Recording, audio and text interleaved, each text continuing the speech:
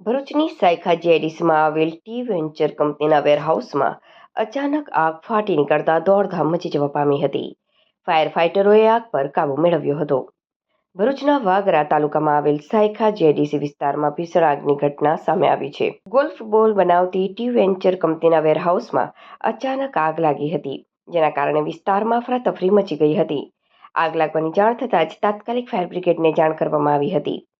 Fire બ્રિગેડને જાણ કરવામાં આવતા ઘટના સ્થળે 3 ફાયર ટેન્ડર પહોંચી ગયા હતા અને આગ પર કાબૂ મેળવવા માટે તાત્કાલિક કામગીરી હાથ ધરવામાં આવી હતી.